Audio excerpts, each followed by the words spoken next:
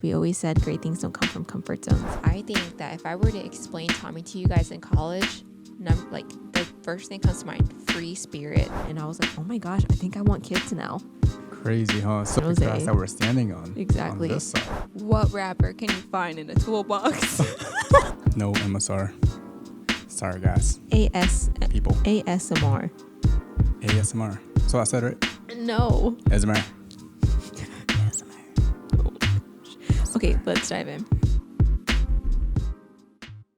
What's up, everyone? Welcome back to the Nguyen Nguyen Wednesday, where we upload an episode every week. And this podcast is all about us going through life on a week-to-week basis, and we share with you guys what we're feeling, how we're processing, maybe the tensions or challengings that we're navigating in our lives currently, and in hopes of connecting with you guys, connecting with you in one way or another with the stuff that we're going through. And hopefully we're able to share stories together, which has been amazing. For those of you who have been sharing your stories with us, it's been really great connecting. So if you're new here, welcome to the podcast. And if you're a returning subscriber or viewer, welcome back. It's so good to have you. So if we haven't met yet, my name is Tommy Nguyen. And I'm Sopa Nguyen, and that's why it's called It's a Win-Win Podcast. If you guys saw the title of today's podcast, you'll know that we are talking about feeling unaccomplished in your 20s. So Tommy just turned 29, so he has a little less than a year now. Yeah, so I have like 360 days left to live it up in my 20s. And just like you said, I turned 29, so it's pretty crazy. And I'm turning 28. 28. 28. In a couple months. Next month. Next month, yeah, what September. The heck? Yeah, it's that crazy. went by so fast, man. I love my birthday month. It's always exciting because I think September is the best month of the year because it's like fall. Okay, I'll give you that fall. But fall in California is different than Midwest. That's also true. Yeah, I love the fall in the Midwest. But yes, we are talking about feeling unaccomplished in your 20s on today's podcast because we thought that we have definitely felt that way and we can't be alone in feeling unaccomplished. And I don't think this only goes for people in their 20s. I think it doesn't matter how old you are. But I will say that the older you get, the more those feelings kind of creep in and settle in. Of like, you kind of reflect on the decisions in your life. And if you could have made better decisions, could you have done more? Could you have accomplished more, really?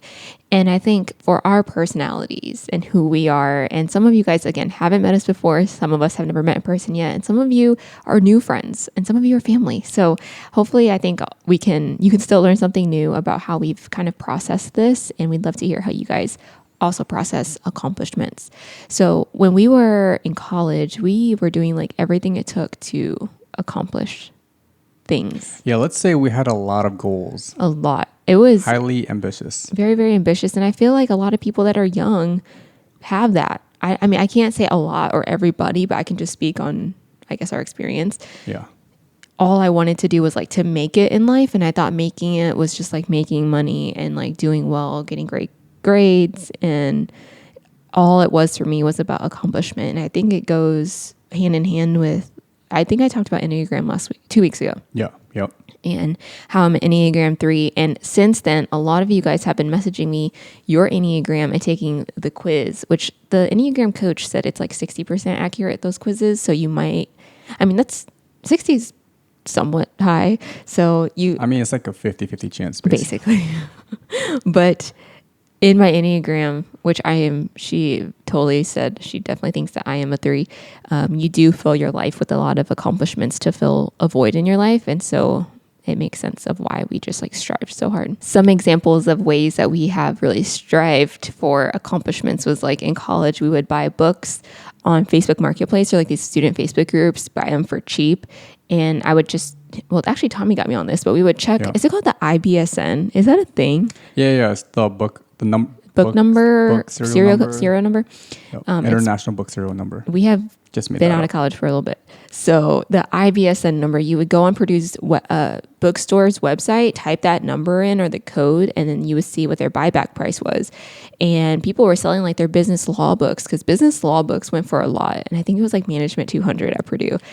I don't know if you've taken it. So it was crazy. Can I go on this a little bit? Okay, sorry to cut you off because this got me really excited because I love like flipping stuff. Like you buy things for low and you sell it for high, right? The resale value is high. So this business law books, and I kind of just stumbled upon it, and kind of my mind, how I think like in terms of like when it comes to business, right? It's like when I'm in that flipping mode. So we took business law together, management 401, 400 something. I think it's 200. And maybe 200. I don't know. I don't know. What does it matter? It doesn't matter.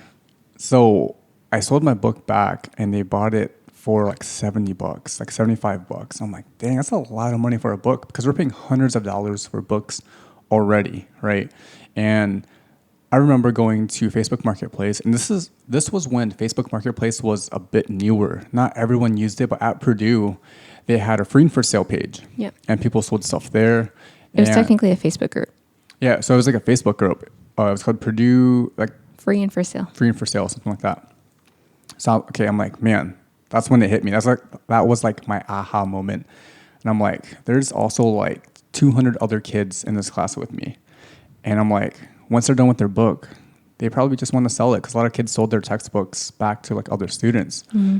And so I started searching and did my research, and the business law book, for some apparent reason, had the highest like profit margin, the highest spread between like the resale, what people were selling it for on the free and for sale page versus what the bookstore was buying it for. So I'm like, okay, great. I already got my buyer, which is the bookstore. Now I just have to put in the work and find these books. And I found a bunch of books and I sold it back to the bookstore and made a bunch of money. Yeah, that was the best feeling. And so that was Tommy's strategy, free and for sale, which I think is amazing. A lot of people know what Facebook Marketplace now is, but back in 13 or whatever, really wasn't as, I feel like it was better back then than it was now. Facebook Marketplace. Like, I feel like I made way more money back in the day than I have now. Now I don't even have a desire to really go on it, but you still do. On free and for sale? No, Facebook Marketplace. Oh, Facebook Marketplace. I mean, now it's I would say a lot more mainstream. Yeah. So some advice to college students right now, if you guys have some type of system at your college where they tell you how much the bookstore will buy your books back for, I would go if you just want to make some extra side money, for, weekend stuff, whatever it is, check that out. It's a lucrative area that is a good opportunity for you if you want to make some extra money. So we're basically talking about how as we were in college, we just constantly strived to accomplish. And one of the ways outside of school and academics was to make money while we were in school. And so this is one way that we strive to like accomplish something in our 20s, right? Mm-hmm. And for me, so Tommy's strategy was online. Mine was I have a class a class, like a body of people that at Purdue were in the same major as me, going through the same classes. And I knew we all were required to take the same classes, which means you have to buy the same books. So what I did was I would connect with my friends and my colleagues and be like, hey, I'm taking management, whatever, next month, or, do you have the book? And they'd be like, yeah, do you want it? I don't need it. Some people would give me the book straight up for free because not everyone cares to just make money selling these books. It's whatever, right? And so I would be buying these books for $20 for free, flipping that thing in the bookstore the same day, making like, I don't know, $60-$50. Yeah. And that's just hard cash. And I'm like, accomplishments almost give me like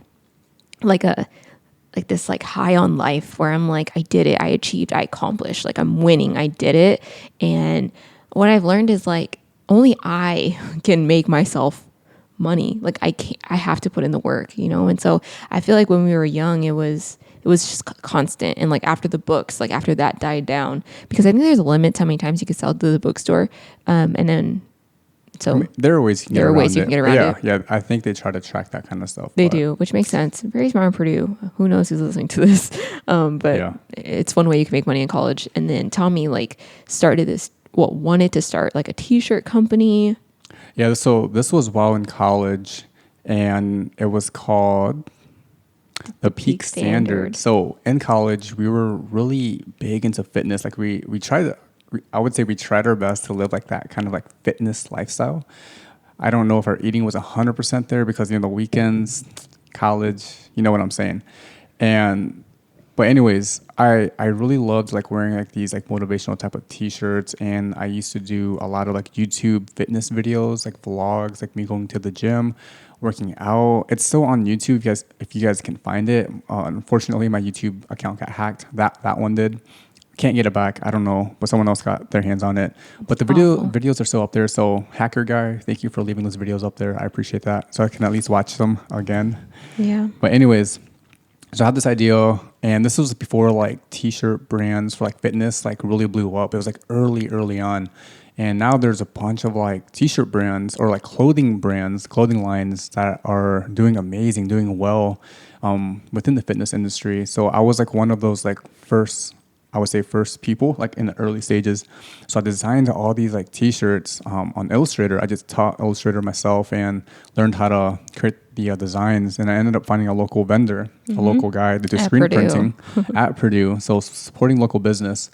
And he printed a bunch of samples out for me, and I started wearing them at the gym. And people were like looking, like seeing it, and like talking about like, oh, that's a cool T-shirt. But then I realized when you want to get into the clothing industry, you have to have a lot of capital. Yep. I'm a broke college student. I don't got that capital, right? And Yeah, selling textbooks isn't going to pay for inventory of yeah. I mean, e-commerce store. if you really want to take it to a level that's where like you can really build a business out of it, but I didn't have the capital at the time, and so that dream kind of dwindled down, and that was pretty much it. Yeah, it's just like constant like ways we were thinking of like how can we do more with our time, with our resources, and we were just like young, motivated, driven 20-year-olds like Yeah, I would trying to say make it. It's like that young energy. For Yeah, sure. it's like nothing could stop us. So whatever Yeah. we set our mind to, we're gonna figure it out. Never start a t-shirt company. We're gonna figure it out. How can we make some extra money flipping this, doing these odd jobs? Tommy worked at the sorority in the kitchen. I was working every single summer doing social media for Purdue, and just like even through all of those accomplishments, which they were accomplishments, even if like the t-shirt thing didn't work out, it's technically he still went for it, right? But it just was never enough.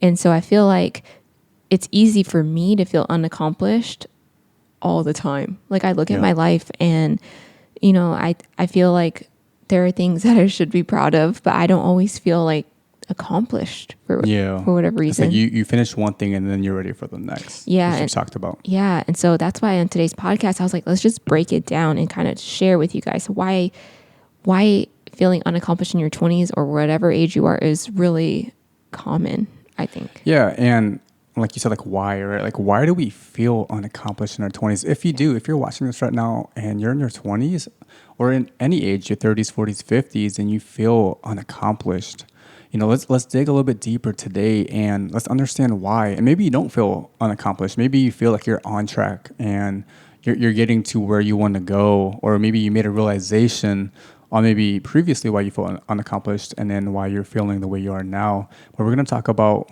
those feelings and then maybe what things are triggering that feeling. Yeah, I think about this conversation I had with my business coach maybe 2 years ago, and I basically kept telling her how I'm just never satisfied with anything in my life, where it's like I can get so gold marketing our business to like, and I got it to our team got it to a place that I felt like was the most successful it's ever been.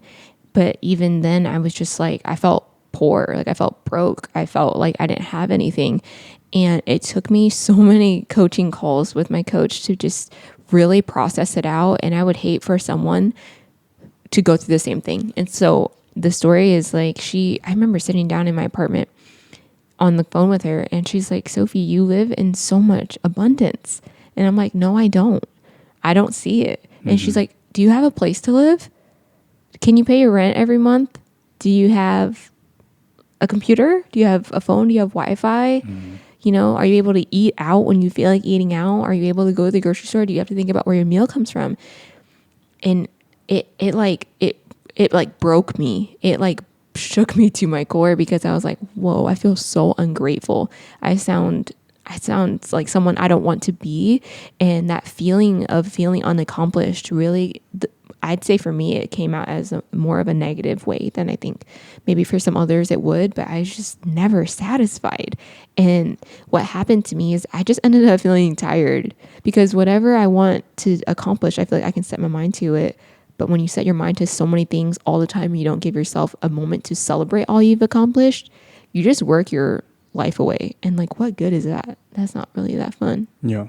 So yeah, that is kind of how I've been I've still been processing that, honestly.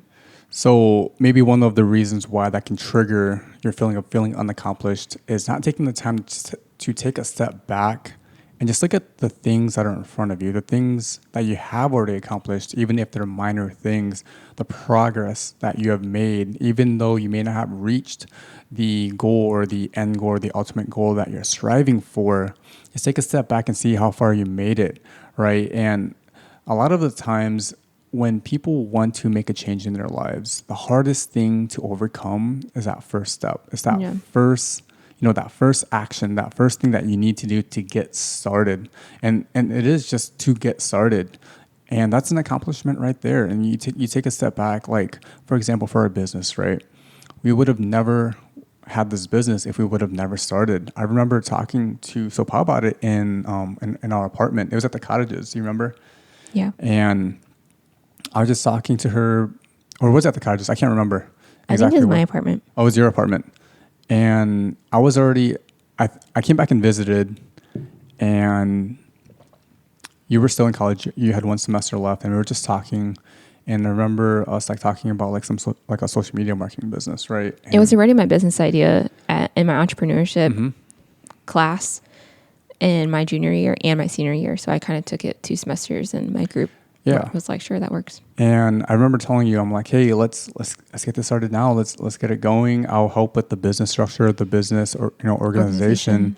And you take care of the front facing stuff, talking to clients and just be client all facing. Of the social media stuff. And I'll make sure it's organized to where we have a system where we can actually operate the business in an efficient way. And I remember I just kept pushing it all year before you graduated, or all semester. Yeah, it was stressful. And it was stressful because you had school, you had finals, you had all these things. So, even though we had all that motivation and I was trying to push that, it didn't happen because we didn't start yet, right? Yeah. And then you moved out here, and then it's okay, kind of now what, right? Mm-hmm. And I mean, looking back, it wasn't a bad thing that we didn't start in college, because you did have a lot, right? You're focused on graduating and not starting a business. Yeah, I did a lot. And sometimes I think back, I'm like, man, I wish I would have started my freshman year in college. But that's beside the point. This is where we're at now. Nothing you can do about it. But we finally did start. Okay, let's put our foot down. Let's go ahead and make that decision to start. Okay, where do we start? And then the thing is, you just have to figure that out. But just starting in its own is a huge accomplishment. So if you're in a space right now, in a time in your life where you want something, you want a change, but you haven't started, look back to what is holding you back, right? Yep. And that can really help you when you shift your mindset of seeing it as man, I did it. I made the decision, right? Well, I know what's holding me back.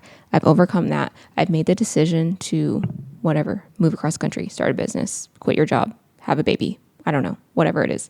You really that is an accomplishment, and that can change how you view it. You don't feel unaccomplished in your 20s, alluding to the title of today's podcast. You don't feel unaccomplished. You feel proud of yourself. You feel accomplished. I didn't feel that when I started Soul Gold. I was like, I'm already so far behind. I have nothing to prove. I have no followers on social. I have no clients. My mind went straight to the negative, which led me to feel unaccomplished. When I'm 22 years old, I can also give myself some grace and I just moved across the country and didn't know anybody where I was living besides Tommy. Yeah. Why not look at that as an accomplishment, right? You're doing this, but my mind was you're so far behind. All of your friends are working at all these tech companies. You could have been a UX designer in India and living the life and making all this money, but instead you started Soul Gold, and now you have nothing. You have no accomplishments. Oh, yeah. That's how I felt, and it's so toxic, you guys.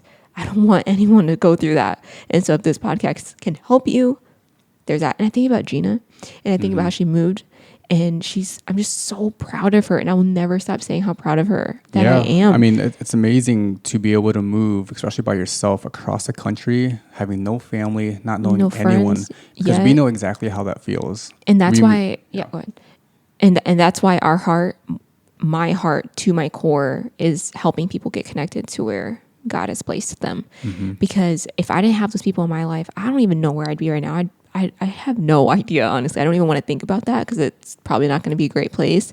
But I just feel like, Gina, if you're listening, make sure you celebrate that. And I know how hard it is to celebrate that, because you do feel this weird thing of like, I moved, but I don't have friends yet, or like I've done this and I'm feeling like a little down about myself. Just remember that me and Tommy are rooting for you, and like everyone else who's listening to this, whatever life transition that you are in, we are rooting for you. We are proud of you, because we did not tell ourselves that enough.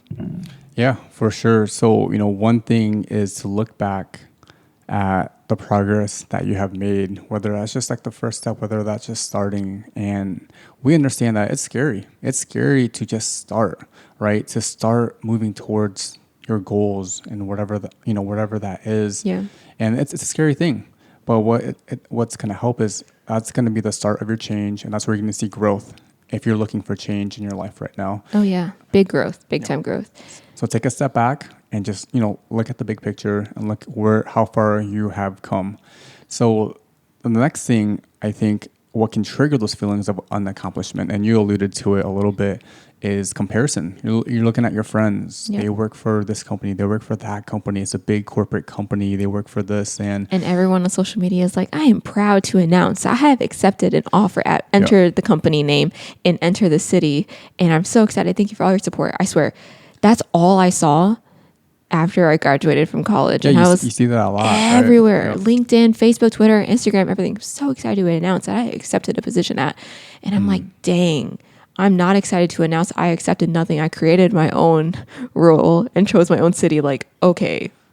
And then I had people telling me like, I can't believe you're moving across the country with a boy and like trying to start a business. And I'm like, whoa, I have accomplished nothing. It's so bad. The comparison sucks. Yeah, I mean, the comparison's hard, and we can tell ourselves like, hey, we don't compare. Like for me, I personally don't compare myself to anyone. I don't really pay that much attention. You're in your own lane and you're focused. To compare myself. But if I want to be real honest with you guys, I do sometimes. Like I look at some things and I'm like, man, like I wish I was doing that. And I feel that sometimes, right? And I think you're really good about we're not all perfect. And I think you have to be intentional about not comparing yourself and just focusing in your lane. Like stay in your lane. That's something I tell myself all the time. And it's something I've written on my computer desk. Stay in your where lane. I just say, stay in your lane. Keep your head down, keep working, focus on your lane and do your thing. You're the best one in my life that I know that truly stays in their lane. And like he really does celebrate people and their accomplishments and their wins. And it's very genuine. Like Tommy's never going to go behind your back and just start talking smack about why you accepted some job or something, or like he's genuinely happy for you. And I think that's where I want all of us to be. I think the world would be so amazing if everyone could just stay in their lane and not compare. But the reality is we're human and we do, and no matter how happy I was for my colleagues accepting these jobs at these amazing companies that I always felt like I would be working at, a part of me was just like, man, I really want that, And it's like, I guess, is it called envy? Is it envious? Like, I don't know what that is. It can be envious. Like you're envious of what they have and what you don't have. So that's like the comparison game, right? Yeah. And like every stage of my life throughout my 20s. So I was 22 and then people were accepting jobs at these awesome companies. And then, a couple of years later, they were getting married. And I was like, I guess that doesn't really sound something that I really want. But what I do want is that car that they have or that money that they're making to buy the things that they have. And I'm like, some of the things in their life were attractive to me. And I was like, oh, I want that. And it just led me to complete feelings of unaccomplishment and not satisfaction and forgetting the things I've accomplished. And so Tommy's perspective of staying in your lane is huge in this process, and just focus on you, and where you're trying to go, and remember to be like kind and generous and have integrity in that whole process is kind of how we like to view where we're going. Yeah, and I think the comparison game is so dangerous. It's such a dangerous space to be in, because you can get sucked into that, almost like into a rabbit hole where that's all you start to do is compare. And then you start to look back at yourself when you compare yourself like, oh, I'm so unworthy. I haven't accomplished anything. I haven't done anything. I'm not there yet. Why am I 25 and they're 25 and they have this and I don't have that? And exactly. I mean, a lot of it too, we're in such a connected world now that we see all of that. If you think back like 10 years, 15 years ago, we didn't have social media. We didn't have Facebook, Instagram to announce our, big acceptance of a job, right? And so I think it's more of a challenge now than it was before. And that's just due to the internet, right? Due to social media platforms. And you got to be intentional. Like I mentioned, you got to be intentional about not doing that and just focusing on what you're doing, and then taking a step back again, like our first point, taking a step back and looking at the stuff you have accomplished, the progress you have made, and just looking at the big picture. Yep, I will always remember the conversation I had with Natalia when I start feeling those feelings of like, I want more, I need to strive more, I need to fill my life with more accomplishments and success because like, oh, I haven't closed a client in like whatever, X amount of days, weeks, months, I don't know. I start getting like in that mode of like, go. Like Tommy, it's so funny. This just happened this week. He didn't challenge me. He didn't say he challenged me. I took it as a challenge where he was like, hey, we really need to get the ball rolling on this project that we're working on. And you have yet to do this. I have done all of this. And I was like, oh no, you're not going to tell me I'm not doing it. I was like, was he right? He was right. He did a lot in the front end to build something that we've been working on. And it was my turn to step up, but I thought he was going to start it. He didn't. He kept saying, I don't have time today. Tomorrow. I was like, I'm going to stay up till 1 a.m. and I'm going to do it. Because I was like, it came out of a place of like, I'm going to prove you wrong, which I think is prideful and not good. I think that piece of it, the pridefulness of it, it's all about your heart. It's all about how you feel. Is it coming out of a good place? Yes. Because to prove someone wrong, I think it depends where your heart's at, right? True. Or maybe really it's just to prove to yourself. Well, for me, it was not. It was a prideful moment that probably is not good. But I'm human, you guys, and this is our podcast. I'm just being honest with you. That was earlier this week, guys. It was. Just so give you some context. I was like, oh no, I'm gonna accomplish this. I am not gonna make him look at me like as if I'm not pulling my weight, because that's also something that triggers me is when I'm doing a lot of the work and people aren't, and we're supposed to be a team. And so, man, that night I went hard. I remember. I was sitting at my desk and it was like 11 p.m., 12 a.m., 1 a.m. I was like in bed. I'm like, hey, like I yelled across like the hall and I'm like, hey, you coming to bed or what? Like it's already 1:30. She's like, no, I'm still working. And like, then what the heck? I woke up the next morning and I was like, I got 3 yeses, like all up in his face. I'm like, yeah, don't ever challenge me or doubt me again. And what was so funny about that was I had no intentions of that. Know. For me, it was just holding her accountable. And in her business, like that's something that we strive for, that we aim for. It's one of our cores is accountability, and we have to hold each other accountable, and that's with our team as well. Yeah, so don't get too aggressive or let the unaccomplishment get to you so hard like me, because it's almost like a game for me at that point, because I feel like I can be competitive in certain things. I'm not going to be like competitive in like basketball because I suck at basketball. So not physical stuff, like physical sports. No, but when it comes to like, am I capable to do what he's asking me to do? And if you challenge me, and I know you didn't mean to, but I took it that way, that's when it kind of gets a little like unhealthy. Yeah. But did I feel accomplished? I did. So I don't know what I'm trying to say in this story. Well, I mean, it is, right? So something like triggered you, and you kind of worked really hard to get this done. And maybe talking about the whole comparison thing, it's like I was holding her accountable, and maybe I came at it in the wrong way and saying like, hey, I've put a lot of work on the front end to get us to where we're at right now. Let's pull some weight on your side so we can continue getting the ball rolling on this project. And I guess that triggered her. So I know that for next time. This is like marriage advice in the same podcast. Yes. Husbands, maybe boyfriends. I don't know you guys' relationships, but got the ammo. You got to be observant. You got to listen to your wife, observe the things she does, and remember the things that she says. Take notes. Well, and also to see how your words affect people. Yeah, that's true. So that was an eye-opener for me, actually. So now I understand maybe some things I say or even how I say it can come off, and not always the best thing. And sometimes it's like it's like a balance, I think. I think we got things done for that project. We got things moving a little bit further along. I just need a little kick in my butt to get me moving. But then also maybe it came out of a place from you where it was out of spite. So that was like the negative to it, right? So it's a learning opportunity for all of us, mostly me, and how Tommy communicates to me and how I receive accountability. Because normally I'm the one holding people accountable. And this is such a pride thing. I'm just exposing myself hard on this podcast. I'm just going hard on because I don't want people to go through the same Hey, thing. we just want to be real, man. Exactly. It's a real podcast. So it's like I'm holding people accountable most times, but rarely do people need to hold me accountable because I like to be on my A game at all times. Yeah. Most people don't need to check in being like, hey, did you get that like assignment done?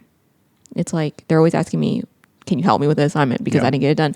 Yep. So I think it was like, I think God is really checking me on my ego and my pride right now when it comes to accomplishment, which is probably why this podcast idea came to mind, because it's been a constant striving season for me and I need to figure out why and what my intention and what my heart is behind it. Because when you have a why and the reason you're trying to go somewhere, it changes your heart and your perspective so much.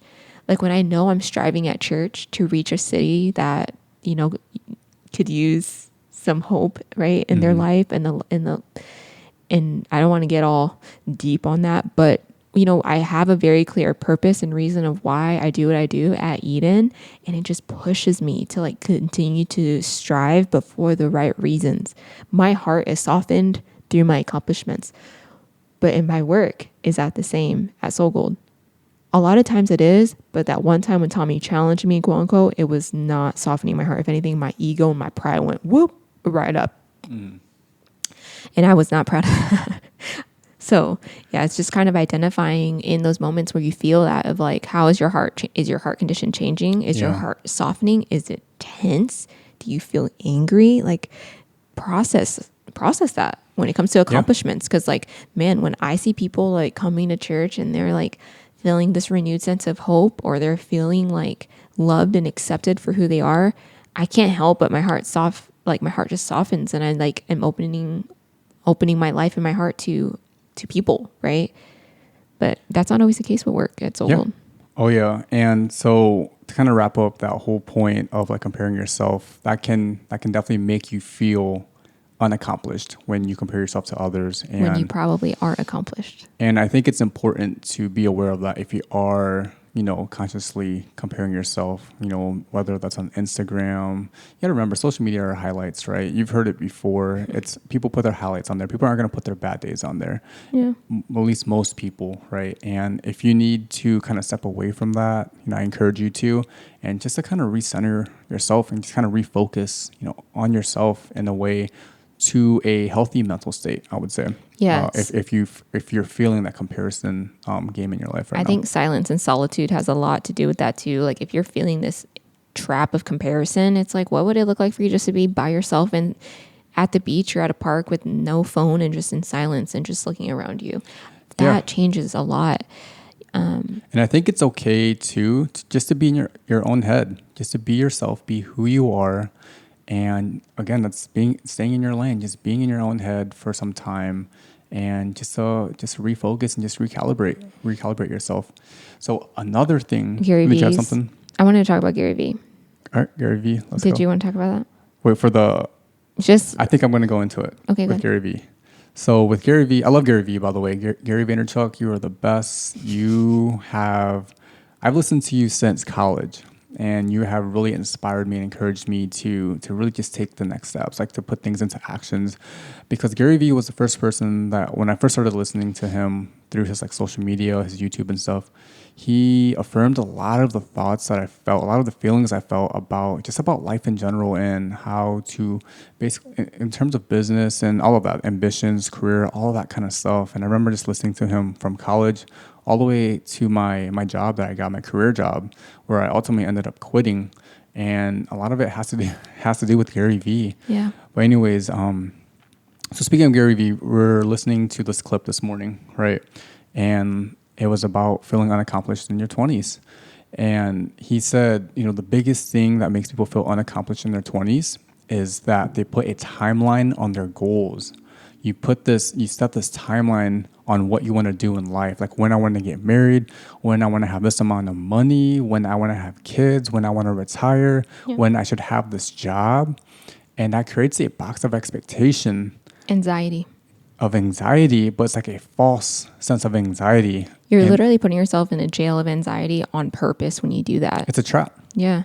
You imagine in a jail cell, you created that jail of anxiety by saying, I'm going to be a millionaire by the time I'm 30. I'm going to get married by the time I'm 25, and I'm going to open this business or do whatever by the time I'm X amount of age.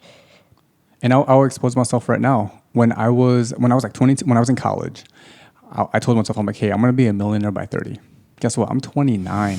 Am I close to being a millionaire? Most likely not. Unless I hit the lottery this year, which maybe I will. I don't buy the lottery, so that would never happen. But you set this arbitrary number for yourself to hit these goals, right? To become a millionaire, to get married, like Sopa said, to have kids, whatever. And it's an arbitrary number. There's nothing in textbooks or the handbook or any rules that say you have to be this or do this by a certain age, right? And you put yourself in this jail cell, you put yourself in a box. And why do that to yourself? Yeah, it's not worth it. And I think that's also what leads to feeling unaccomplished in your life, is because if I told myself that by the time I'm 28, Soul Gold needs to be $1 million business, imagine if I said that to myself when I was 22.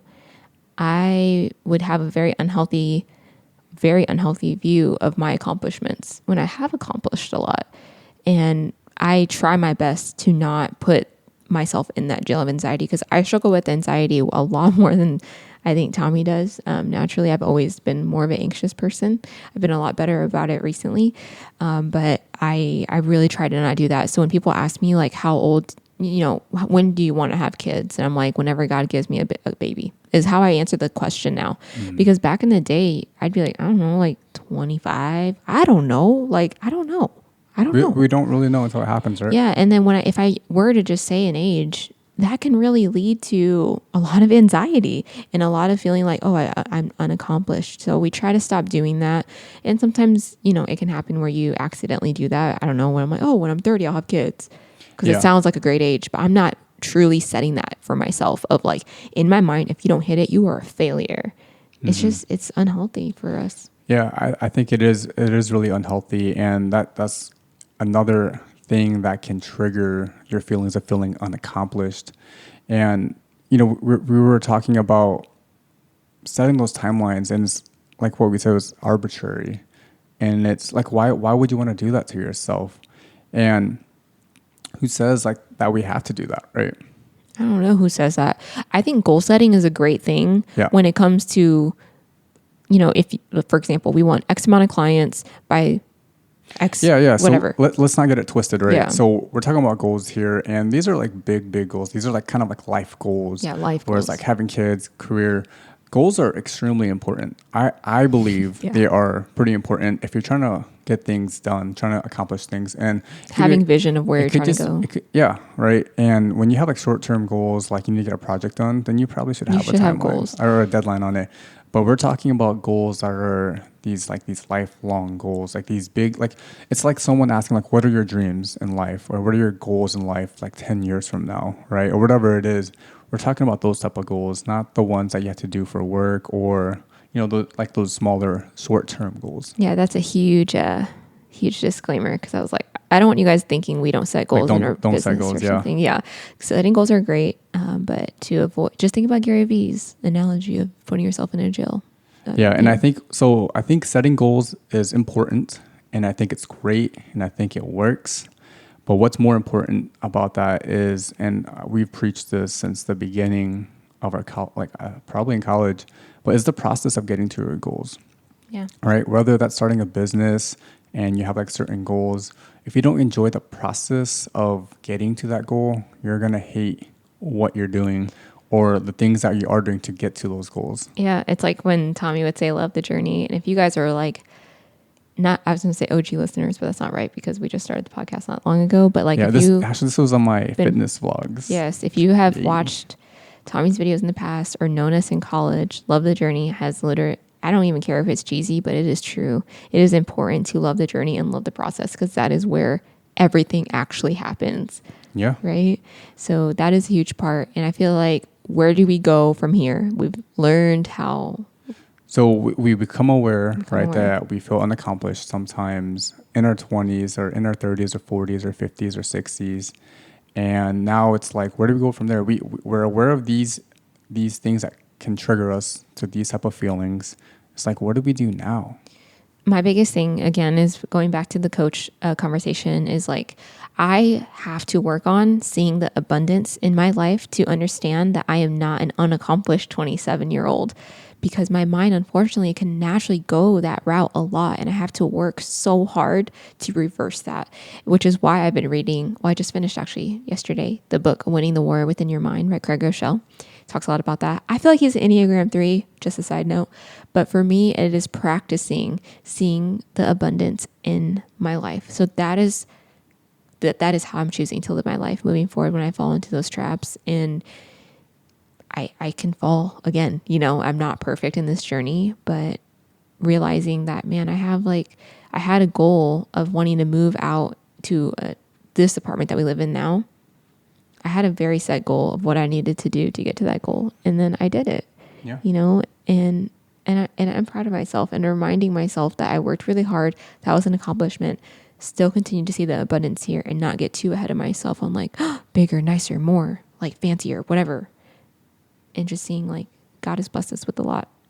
Yeah, and I'm going to stick to so how do we go about this now, right? I'm going to stick to, loving the journey, love the journey, love what you're doing, the process, everything that you're doing leading up to that goal, because at the end of the day, that goal is not as important as what you're doing Yep. in the process, right? And what that helps with is it helps you be present in the things that you're doing. So you don't get so focused, so head in the sky on accomplishing that goal, doing whatever it takes, that you miss the path there, miss the things that you're doing to get there. And for me, it's a great reminder just to be present, because I feel like a lot of the times either I'm head in the sky or head down in the dirt, like just working, like head in the trenches working. And it's just a good reminder for me. It's just to pick my head up and just to see those things around me. And what I'm really alluding to is gratitude. That's what motivates me, is when I am aware of the things that I do have, the abundance that I do live in, and just starting. What I've been trying to do personally is starting my day with gratitude. And so Paul mentioned it a little bit earlier about like the silence and solitude. So earlier this week, I went surfing. I just went surfing by myself. It was just like midweek at like 7 a.m. I was out there, and there's already actually people out there. It's kind of crazy, but I was out there. And so if you surf or if you don't surf, the way like the waves come in, they come in sets, right? There might be 2, 3, 4 waves that come in, and then there might be like a period of time where no waves come in. And so during that time, in between the sets, sometimes it could be 5 minutes up to 15. And during that time, you're just sitting there on your board, and I'm just kind of looking around. I'm looking around at the water. I'm looking at the birds. I'm looking at the kelp, the ocean, whatever it is, the people around me. And I just kind of think to myself, and I start to ask myself, like in my head, like I'm processing a lot internally when I'm out there. And I'm like, man, I just feel.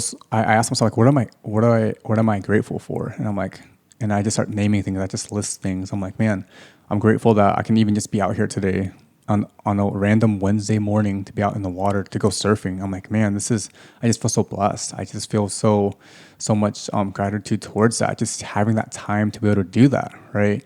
And I start to think about other things. I start to think about this and that, and I think that can be really important to help you with those feelings of feeling unaccomplished, when you just start to think about the things you can be grateful for, right? And I think that's, for me, that's one way I'm gonna go about it, is to look at the things that is right in front of me. Yeah, so basically practicing gratitude Yeah. is how you can avoid feeling unaccomplished. And I just want to say that you probably are accomplished if you're feeling unaccomplished. I think I can say that for myself at least. Mm-hmm. And so give yourself some grace and enjoy the journey, love the journey, because that's when you grow the most. Yeah, and I think for you, one thing that you learned too, and you might have mentioned this, is that just to be gracious to yourself. Yeah. Right? Give yourself grace. It's okay to forgive yourself. It's okay to not be so hard on yourself all the time, right? Yeah, that's still hard for me though. I push myself very, very, very, very, very hard because of just who I am. Yeah. I don't know. I just don't know another way of life. And Yeah. so I'm also working in that process. Take you guys along with me because I don't play around when it comes to what I'm responsible for and the things that I I'm in charge of, basically. And I love that. You're just like living in that process. We're just in the process. Yeah. We're on the journey. And you guys got to remember, if you take anything away from this episode today, is that life is a marathon, not a sprint, right? You can't sprint through life, right? We can't go at it at 100 miles an hour 100% of the time. Like, we got to take it each mile at a time and just go with it and be present in the things that we are doing, and just looking at the things that we have around us already and the things we've already accomplished, the progress we have already made. So if that's one thing to remember, life is a marathon, not a sprint. I feel like you used to tell me that a lot. Yeah. When I started Soul Gold. Because again, I've always just wanted to strive. Go. Hurry. Make it faster. Do it better. Oh, yeah. Do quicker. But we are going to wrap up the podcast now. Thank you guys so much for listening. I hope that this podcast helped you in some way. You were able to connect. I don't know where you guys are on the spectrum of accomplished, not accomplished, how you feel, how you process that. But we would love to know and hear. DM us on Instagram. See us in person. Comment down below. I feel like our comment section has been weak lately. Yeah, man. Let's get that comment game up. But I see the ones that are commenting, and we love you guys. We see you. It like energizes us. We're like, yay, people are listening. Because, if you guys don't comment, we don't know. Yeah. So maybe what can help with that? So a question that you can maybe answer is, if you are, let us know how you're feeling in your life right now. Whatever goals you have, you don't have to share the specific goals, but are you feeling accomplished right now? Or are you feeling unaccomplished right now? Or just any thoughts you feel from this podcast. And yeah, any thoughts, and share as much as you want, right? Yeah, you don't have to comment if you don't want to, but we do love seeing your comments. Thank you guys so much for watching, and don't forget to give the video a thumbs up if you're watching on YouTube, and make sure you guys subscribe before you leave. My name is So Nguyen. And my name is Tommy Nguyen. With you guys next time. Bye. Peace.